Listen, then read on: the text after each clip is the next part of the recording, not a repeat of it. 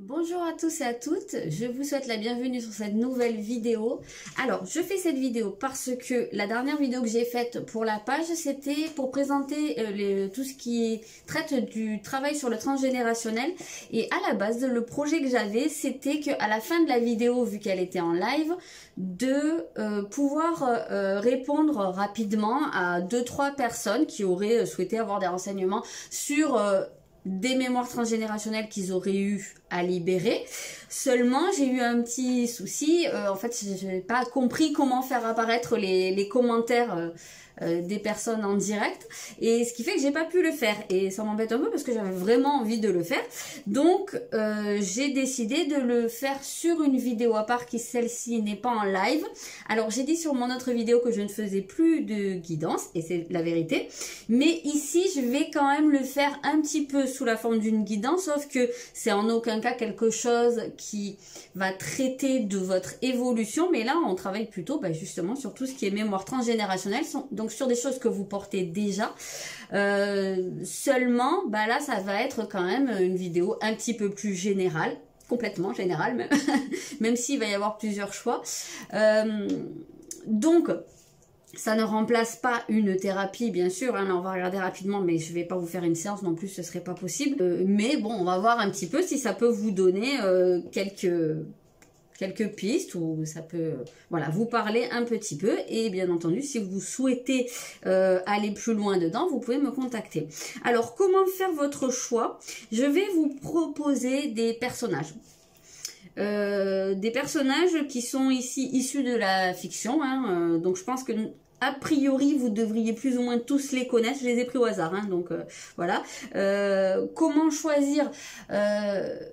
C'est le personnage qui va le plus résonner en vous, soit parce que vous l'appréciez, soit parce que vous avez, je sais pas, quelque chose, un attrait particulier, ou vous avez vécu quelque chose qui fait que, je sais pas, vous êtes allé voir une pièce de théâtre et il y avait ce personnage, ou voilà, ça vous rappelle quelque chose, ça vous rappelle un souvenir, soit parce que peut-être vous trouvez comment dire, des points communs en fait avec ce personnage, d'une manière ou d'une autre, peu importe, ce qui résonne, voilà, de toute façon en général on le sent, ce qui fait écho en soi. Donc je vous propose ça parce que plutôt que de mettre des pierres ou des trucs comme ça, je trouvais que c'était pas mal le principe des personnages, tout simplement parce que là on est quand même en train de travailler sur des liens en fait. Donc peut-être que ces personnages ne sont pas sortis pour rien, et que ils ont peut-être à voir avec les mémoires à libérer. Ça peut être un cas de figure. Enfin, en tout cas, je trouvais ça un petit peu plus intéressant, dans le sens un peu presque des archétypes. Donc, je me tais. Le premier personnage qui est ressorti, donc pour le premier choix, vous allez rien y voir, c'est le personnage d'Hermione dans Harry Potter. Donc voilà, si vous connaissez pas trop, c'est la petite jeune fille qui est un peu agaçante par moments parce qu'elle est un peu mademoiselle je sais tout, mais en même temps elle est hyper intelligente, hyper douée et très mignonne aussi. Donc voilà, elle a beaucoup de qualités. Voilà. Le deuxième personnage, c'est Cyrano de Bergerac. C'est pour ça que j'ai évoqué la pièce de théâtre tout à l'heure. Si vous sentez des atomes crochus avec ce personnage, si vous connaissez pas Cyrano de Bergerac, c'est quand même un personnage de la littérature française. Dans ses caractéristiques, c'est un poète, c'est quelqu'un qui a le verbe facile, c'est quelqu'un qui est doué pour les combats à l'épée, c'est quelqu'un qui a un peu une grande gueule, et il a un nez en fait c'est très connu pour ça, hein.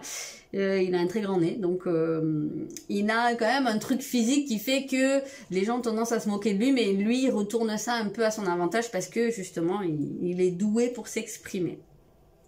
Et le troisième personnage, c'est celui de Maléfique. Donc, Maléfique, c'est la sorcière dans La Belle au bois dormant. Et c'est aussi l'héroïne d'un film, puisqu'elle a eu voilà, son film qui explique un peu son histoire, joué par Angelina Jolie. Donc, Maléfique, bon, a priori, c'est quand même un personnage assez sombre, vu son nom, mais quand même, dans le film, on explore un peu plus des faces beaucoup plus lumineuse. On comprend un peu mieux pourquoi elle a voulu se venger. C'est une personne qui a été trahie. Ça peut résonner peut-être pour des personnes qui ont ces mémoires de trahison, ou qui vivent des situations de trahison. C'est une personne qui veut se venger et qui finalement, je vais pas balancer la fin du film, mais bon, finalement elle est pas si méchante que ça, quoi. Donc voilà, c'est une personne aussi, c'est une figure de protection, c'est une marraine aussi. Voilà, donc je vous laisse faire votre choix. Vous pouvez faire pause, vous pouvez voilà, demander à votre moi supérieur. Ça fonctionne sur le principe des synchronicités hein, en réalité. Voilà, donc je vais commencer avec le premier personnage. Ceux qui ont choisi Hermione, on va les regarder. Donc j'ai pas trop réfléchi à comment j'allais faire ce tirage, mais je vais sortir des cartes, je vais regarder, puis je vais vous dire ce que je ressens sur le lien. Alors ici je peux pas vous dire si c'est un lien avec votre père, votre grand-père, votre grand-mère, voilà, ce sera pas la même chose pour tout le monde, c'est beaucoup trop général. Mais alors ça peut être des mémoires qui sont là à plusieurs niveaux de vos lignées, avec plusieurs personnes. Ou alors ça peut vous parler d'un lien en particulier et ben voilà, après vous n'allez pas forcément savoir qui c'est, mais ça peut résonner, ça peut vous évoquer des choses, ou bien c'est peut-être pas forcément nécessaire de le savoir, et je le rappelle, ça reste général. Donc pour vous, qu'est-ce qu'on a? La première chose déjà, je commence directement, mais en fait ici c'est un lien ou une mémoire transgénérationnelle qui repose en fait sur le fait d'apprendre à se protéger, de se stabiliser, de se construire. Il y a quelque chose de vraiment très structuré ou structurant. Donc il se peut très bien que la personne qui vous a transmis cette mémoire-là soit quelqu'un qui était vraiment pas du tout organisé, ou qui a dû apprendre, qui a dû être confronté à ce genre de problématique dans sa vie. Peut-être quelqu'un qui a été profondément instable toute sa vie, ou quelqu'un qui a été très structuré mais qui a vécu à un moment donné quelque chose qui a fait voler en éclats cette structure, ou qui possède des mémoires pénibles liées au fait d'avoir à construire et à stabiliser quelque chose, à ancrer quelque chose dans la matière. On a ici un lien qui vraiment repose sur une difficulté à se protéger. Donc cette énergie ou cette mémoire qui vous a été transmise, elle est là pour vous aider à apprendre, à vous protéger, particulièrement à vous isoler un peu, à ne pas vous laisser bouffer en fait par les autres, comment on dit, vampiriser en fait. Hein, c'est un peu ça la mission de votre... de cette mémoire. Moi j'appelle ça la mission en fait. Je sais pas trop comment l'appeler autrement, hein. Le but de cette transmission, c'est de vous apprendre à ne plus vous laisser vampiriser par les autres, et de votre côté aussi, à ne pas avoir cette tendance à vampiriser les autres. Donc, vous voyez comment ça résonne dans votre vie à l'heure actuelle. Je ne peux pas être beaucoup plus précise, hein, évidemment, mais j'ai vraiment cette impression-là. Est-ce que vous avez tendance à vous reposer sur les autres ? Et avoir du mal en fait à construire votre propre truc, que ce soit votre propre chemin, votre propre foyer, à vous construire vous, et que vous avez peut-être tendance à prendre un peu chez les autres, ou alors est-ce que vous vous faites prendre aussi par les autres, vous faites pomper par les autres en fait, comme on peut dire. Donc ici, on a quelque chose, soit qui vous demande... Vous voyez comment vous êtes en fait. Hein. Si vous êtes quelqu'un qui est extrêmement organisé, extrêmement structuré, et que ça peut être parfois même pas de place pour la fantaisie, peut-être que là, le travail à faire, c'est de pouvoir libérer ça, hein, c'est-à-dire de pouvoir relâcher, un peu, être un peu plus flexible. Et si vous êtes tout à l'inverse, si vous êtes plus dans le truc où vous avez tendance à vous laisser trop absorber par d'autres trucs, et vous avez du mal à ancrer des choses, à vous poser, et ben c'est plus dans cette direction-là qui semblerait que ça doit aller. Ouais, là, ce qu'on vous invite, on parle de l'ouverture et de la tolérance. Donc voilà, il y a quelque chose qui a besoin d'être ouvert, hein, c'est ça. Il y a besoin, moi je pense qu'il y a besoin d'un peu plus de flexibilité. Enfin, en tout cas, ça joue là-dessus. Alors, encore une fois, peut-être que dans cette problématique transgénérationnelle, dans cette transmission, il y a eu quelque chose qui a manqué d'ouverture, voilà, qui est complètement, justement parce que c'est extrêmement cadré, mais ça peut être quelque chose qui emprisonne, en définitive, hein, et que ça a besoin d'être un petit peu plus ouvert. Soit c'est tout l'inverse, en fait, hein, soit il y a quelque chose qui est... peut-être qui est trop dans l'acceptation, qui est trop dans l'ouverture. Et ça peut expliquer pourquoi ici on aurait des personnes qui pourraient se faire vampiriser parce que c'est un peu trop bonjour terre d'accueil, allez-y, venez vous servir, et que à la fin bah, vous ne savez pas vous protéger et vous restez complètement à plat. Ça c'est complètement possible. Alors c'est marrant parce que l'écho avec le personnage d'Hermione, hein, quand même, on a ici le profil de l'organisateur, donc c'est vrai qu'Hermione c'est quand même non seulement la grosse tête, hein, un petit peu dans Harry Potter, mais c'est celle qui, déjà qui cadre les autres, hein, parce que quand ils partent un peu trop dans tous les sens, elle rappelle à l'ordre, elle replace le débat. C'est elle qui élabore aussi les plans, les projets, donc il y a un côté aussi très terre à terre là-dedans, donc c'est peut-être pas pour rien hein, que les personnes qui ont fait ce choix se sont senties attirées par ce personnage. Il y a des trucs qui se recoupent hein, quand même. Hein. Alors ici, moi j'ai l'impression qu'on nous parle de quelque chose qui a besoin, il y a peut-être besoin de garder des choses pour vous en fait. Moi j'ai un peu l'impression que c'est ça. J'ai l'impression que vous ne savez pas mettre de barrière, vous ne savez pas faire de distinction, pour certains d'entre vous, par rapport aux autres. Vous ne faites pas en fait du cas par cas, c'est un peu comme je vous dis, j'accepte tout le monde, je donne à tout le monde, voilà, venez vous servir, venez prendre à la source. Et c'est peut-être ça qui fait que vous avez tendance à vous épuiser, à vous faire vampiriser. Votre transmission, là, en fait, votre mission, c'est vraiment d'apprendre à ne plus être dans cette optique-là. C'est ça, c'est comme si vous vous sentiez obligé. Il y a cette notion hein, de se sentir obligé. Obligé, alors peut-être de donner. Est-ce que c'est ça ? Il y a quelque chose qui va, en fait, de toute façon c'est toujours ça, hein, l'idée des mémoires transgénérationnelles, c'est qu'à un moment donné, ça fait un conflit intérieur parce que ça vous pousse dans une direction alors que peut-être qu'au fond de vous, vous avez envie d'aller dans une autre. Mais étant donné que ce sont des transmissions qui ne vous appartiennent pas réellement, ici, ça crée un conflit. Et ici, on sent que vous pouvez vous sentir obligé. En tout cas, vous vous créez. Vous avez besoin de vous défaire en fait de quelque chose où vous vous sentez obligé. Vous pouvez avoir tendance à utiliser très souvent des expressions ou des phrases qui commencent par il faut que, il est nécessaire de je dois ou on doit ou pour être comme ça. Vous voyez, il y a un côté qui est très tranché. Je sentais bien qu'il y avait un côté qui manquait peut-être un peu trop de flexibilité. Donc ça, je pense que c'est quelque chose sur quoi vous avez... besoin de travailler, vous avez besoin de libérer. Ça fait partie d'une de vos mémoires transgénérationnelles. Je vais aller voir quelle force vous a été transmise aussi, parce qu'on n'a pas que des mémoires négatives aussi. Donc, quelle force vous a été transmise par le biais de ce lien et ce que vous pourriez avoir à développer. Waouh, il y a un côté très qui est assez sombre, hein, mais moi je pense qu'ici dans le côté à développer, il y a cette capacité en fait hein, à aller explorer une part d'ombre, à aller explorer... Pour moi, il y a un féminin qui est très fort ici. Je pense que c'est un lien féminin ici. Hein. Ça peut être une mère, une grand-mère, ça peut remonter même plus loin. Et ça peut être même un lien féminin, mais qui la mémoire, elle a pu se transmettre par les hommes. Mais pour moi, ça vous vient d'une femme.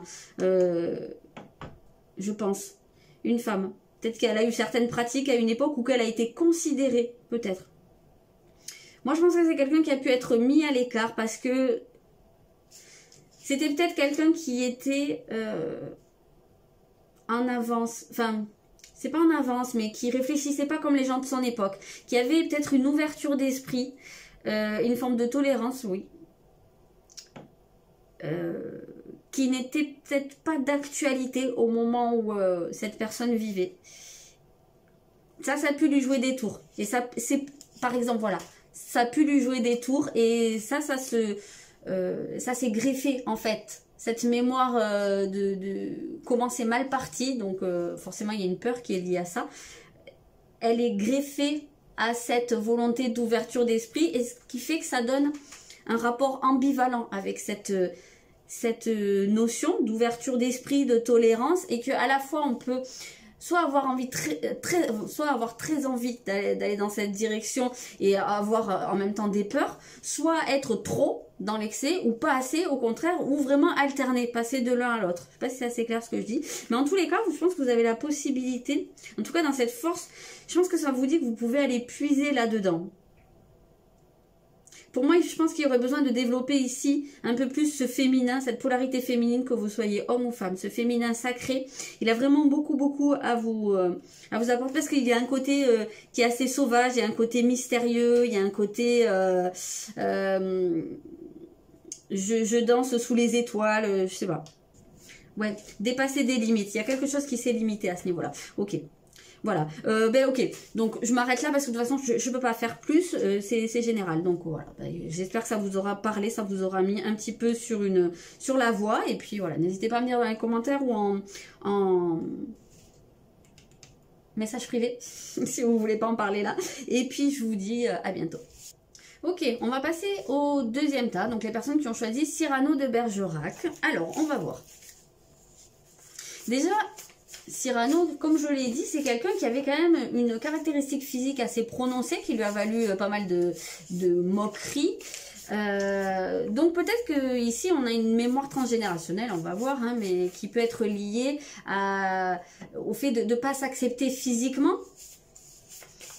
Peut-être que parmi vos ancêtres, il y avait quelqu'un qui avait une particularité physique qui n'était pas évidente à porter, et que ça a un côté... ça a pu générer de la colère, des peurs, beaucoup de choses, hein, des complexes, des blessures qui font que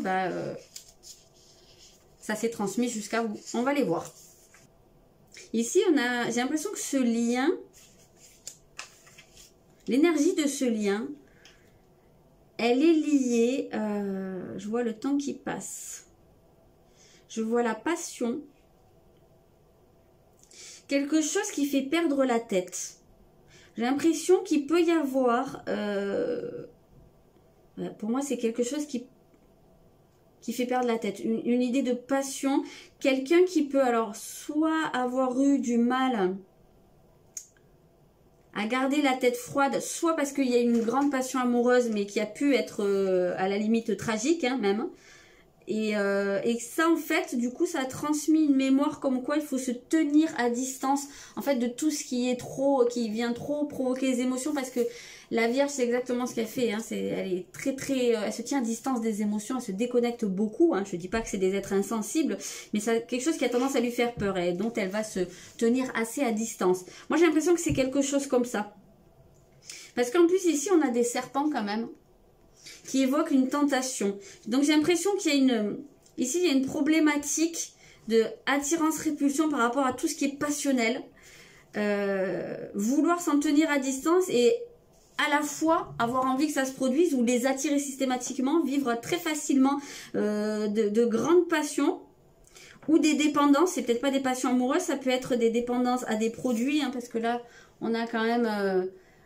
une liqueur ou un vin avec des coupes. Donc, en tout cas, on a cette sensation que soit on se protège trop, soit on ne sait pas se protéger par rapport à ça.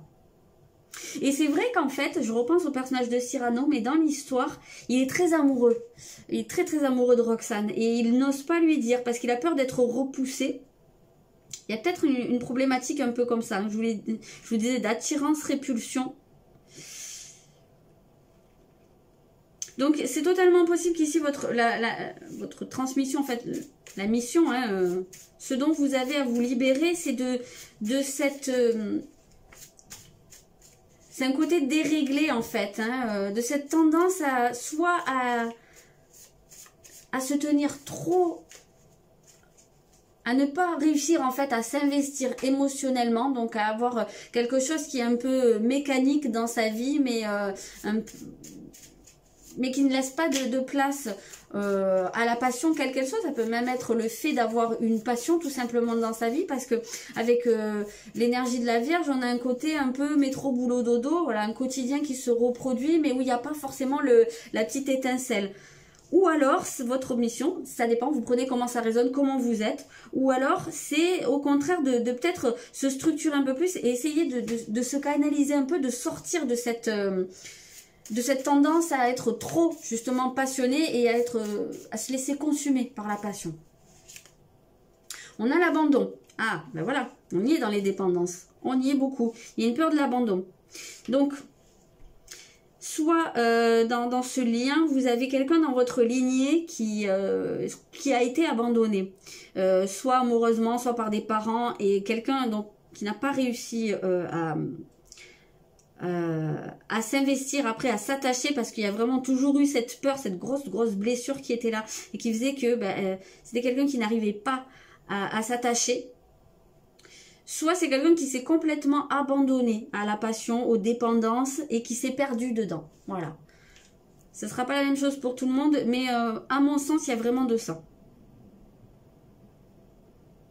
Je vais aller voir quelle peut être la page. Oh bon, c'est pas nécessaire. Tiens, hop.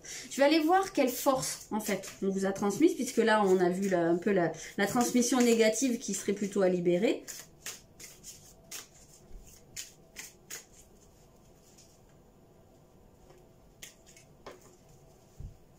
Et on va aller voir celle qui... Ah ben c'est marrant parce que c'est exactement la même qui est sortie dans le truc de tout à l'heure. Donc on a effectivement le côté de l'ombre, du mystère. C'est ce qui nous fascine en fait ici. Et il y a, je l'ai dit tout à l'heure, pour le premier groupe, il y a le côté du féminin qui est très sauvage.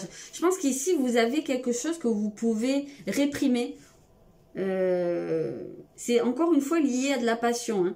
Donc ça, vous pouvez le développer, mais en allant l'explorer de manière saine, j'ai l'impression.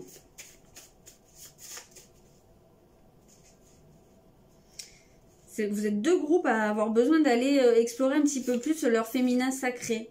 Ouais. Oui, parce qu'en réalité, c'est quelque chose qui à l'heure actuelle vous apparaît comme quelque chose de négatif. Quelque chose qu'il faut repousser, qui peut être même dangereux. Donc je pense qu'il y a des mémoires qui sont fausses concernant le féminin ou la féminité. Et en fait, vous, au fond de vous, ou peut-être, alors soit c'est latent, soit c'est vraiment bien développé, mais vous avez cette conviction que non, en fait, vous le sentez, que ça c'est pas mauvais. Et alors soit il se peut très bien que vous soyez au contraire quelqu'un qui explore énormément sa polarité féminine, son féminin sacré. Ou alors c'est latent, mais vous avez la graine est là, vous pouvez aller le chercher, le développer. C'est très marrant que ce soit deux fois les mêmes atouts qui ressortent pour les deux groupes. Ah, et là on a le masculin, c'est assez marrant. Il y a une union à faire. Alors peut-être que vous êtes vraiment beaucoup sur cette polarité féminine qui est peut-être très développée, il se peut très bien. Peut-être qu'il y en a parmi vous qui soit à fond dedans. Ce qui peut expliquer le côté très passionné. Et qui ont besoin vraiment d'intégrer leur polarité masculine. Peut-être que vous la laissez trop de côté. Ou alors c'est l'inverse. Mais en tout cas, ici, ce qu'on veut vous dire, c'est dans vos forces, c'est que vous avez cette possibilité d'équilibrer les deux. De faire cette union sacrée à l'intérieur de vous. Ouais, il y a un potentiel créateur ici à développer. Voilà, je ne peux pas vous en dire plus parce que, encore une fois, ça reste général. Mais voilà. N'hésitez pas à me dire si ça vous a parlé ou pas.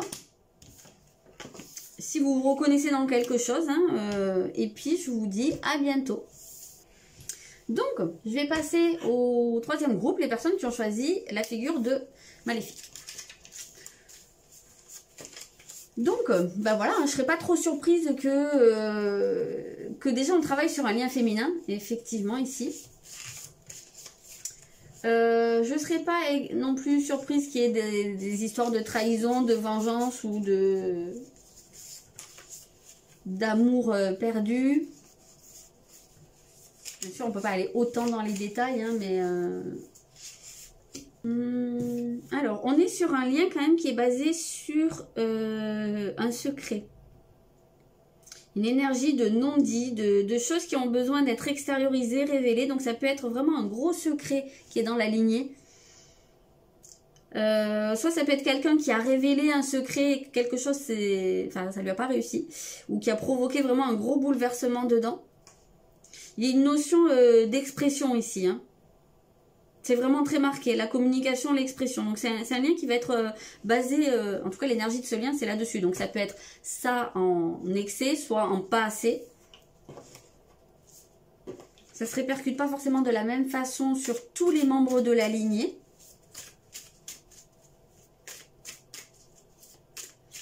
Pour moi, parce que j'essaye de chercher à chaque fois comment ça peut faire écho avec le personnage qui était ressorti.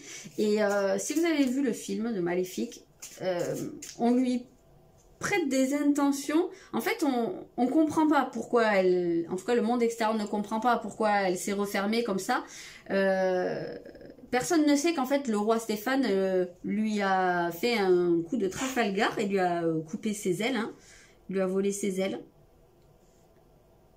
Et ça, c'est quelque chose qu'elle garde secret, en fait. Hein, c'est quelque chose qui n'est révélé qu'à la fin du film. Donc, ça m'évoque ça, en fait, hein, l'idée d'avoir un secret de révéler. C'est peut-être là-dessus que repose le truc. Mais il y a peut-être une trahison. Hein. Il y a la figure du père qui ressort. Hein, donc, ça peut être lié à votre lignée paternelle. On sent qu'il y a vraiment le poids de quelque chose. Hein, que ça a un gros impact hein, dans votre vie. Il y a quelque chose lié à... je ne veux pas vous dire quand même de trucs un peu trop négatifs ou trop malsains, mais là j'ai une sensation pas très agréable. Est-ce qu'il n'y aurait pas des histoires de... alors soit de mariage forcé, mariage arrangé, soit de alors, presque carrément de viol ou... il y a un secret hein, dans la famille. Hein. Il y a un secret qui a été peut-être préservé pendant un temps pour conserver les apparences, conserver l'harmonie. Mais peut-être que c'est... alors, soit ça n'a jamais été révélé. Et ça expliquerait que ça se transmette. Parce que moi, j'ai l'image un peu de la femme ou la jeune fille qui a été forcée de quelque chose. On lui a pris son innocence, en fait, ici. On a le mythe de Perséphone qui est ressorti. Alors, Perséphone... je vais vous montrer la carte. Perséphone, je le rappelle, elle a été enlevée par son oncle pour être épousée de force et amenée aux enfers. Et... régner sur les enfers une partie de l'année.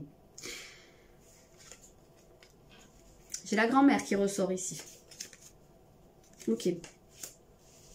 Donc ça peut vraiment être une grand-mère ou vraiment par le biais, votre grand-mère a pu être le réceptacle. Alors on a vu le père tout à l'heure, peut-être c'est une grand-mère paternelle. Voilà, c'est un peu précis quand même, ça parlera peut-être pas à tout le monde. Hein, mais elle peut être sinon le réceptacle et le transmetteur. Mais c'est peut-être pas elle qui a été victime. Ça peut également. Mais j'ai l'impression qu'ici, il y a vraiment quelque chose de cet ordre-là. Hein, de quelqu'un... Pour moi, ici, il y a une double face. Il y a quelqu'un qui s'est montré sous un très beau jour et qui avait une face sombre à peu près aussi développée que sa face lumineuse. Hein. Quelqu'un qui a pu se servir de ça pour être un prédateur. Ou quelqu'un... Si c'est la victime qui a cette double face, quelqu'un qui a pu justement montrer à toujours une espèce de un côté tout va bien, je suis très lumineux et tout, alors qu'au fond ça masquait une grosse blessure. Ouais, j'ai un peu cette impression là. Je pense que c'est un homme qui a blessé une femme, un homme qui avait de l'ascendant, un homme qui avait du pouvoir. Ça peut être quelqu'un de sa famille, un père, un oncle, un grand-père, un cousin.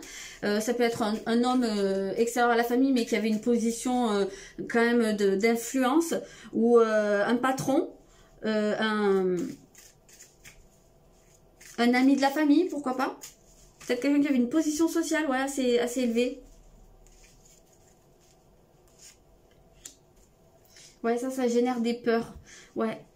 Il y a un peu alors, dans votre mémoire, là, hein, transgénérationnelle ou à libérer, ça vous provoque une peur de... J'ai l'impression. De ce qu'on ne connaît pas. Il peut y avoir une difficulté à laisser entrer les gens. Parce qu'il y a vraiment cette peur de laisser un peu entrer le loup dans la bergerie. C'est vraiment comme ça que je le ressens ici.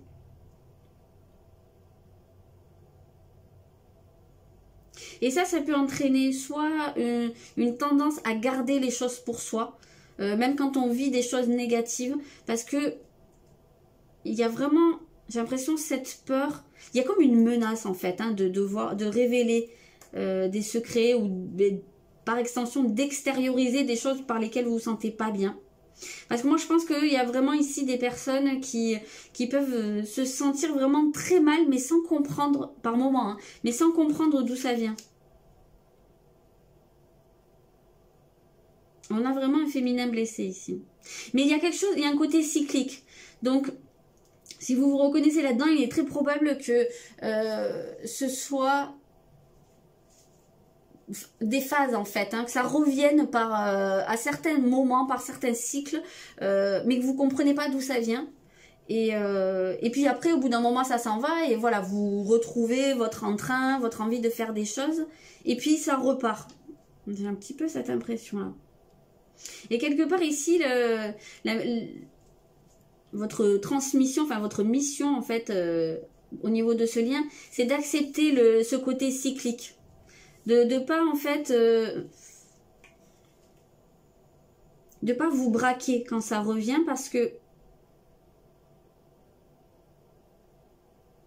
fait j'ai l'impression qu'en se braquant, vous pouvez avoir tendance à vous accabler encore plus, à descendre encore plus bas. Il y a un côté comme ça. Et pour moi, il y a un côté vraiment quelque chose lié à l'innocence et à je sais pas, je pense aux jeunes filles en fleurs, vous voyez, il y a quelque chose, ou la fille qui a été déflorée, je sais pas, il y a un côté comme ça. Peut-être essayer de retrouver un peu cette innocence, dans la mesure, dans la mesure où c'est pas vous qui aurez été la victime. Ça, je sais pas, alors là on s'éloigne un peu du sujet, hein, mais bon, je vais voir quelle peut être la transmission, vraiment. La transmission positive, je veux dire, hein, puisque là, on est quand même sur une sacrée transmission négative à libérer. Pas évidente du tout, hein. Parce que ça, on sent que ça peut aller vraiment... on peut avoir des personnes très très méfiantes ici, voire limite, peut-être aller jusqu'à la paranoïa quand même. Ouais, c'est ça. Alors que, et à la fois, vous avez vraiment ce côté où vous avez de l'audace en vous, vous avez du courage, vous avez en plus un potentiel d'optimisme, de joie de vivre, de compréhension, une soif d'apprendre et aussi une curiosité, je pense, qui peut vous permettre d'aller très loin ou de sortir de cette zone de confort. Alors, peut-être que pour certains, la transmission négative, cette méfiance, en fait, elle s'est aussi caractérisée par, au contraire, vous pouvez basculer dans une forme d'inconscience, c'est-à-dire je m'en fous, quoi. Ça peut prendre tout l'effet inverse, hein.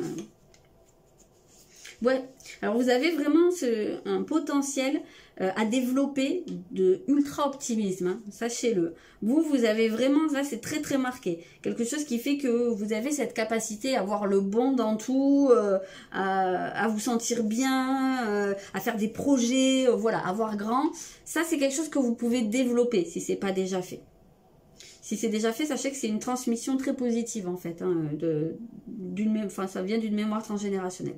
Voilà, je m'arrête là. Voilà, dites-moi ce que vous en pensez parce que celui-là est un peu costaud quand même. Dites-moi si ça vous parle, hein. Et puis voilà, je rappelle que si ça vous intéresse d'aller plus loin, ben, vous pouvez me contacter ou aller voir sur mon site et on en parle. Voilà. Je vous souhaite une très bonne journée, une bonne fin de week-end. Je vous dis à bientôt.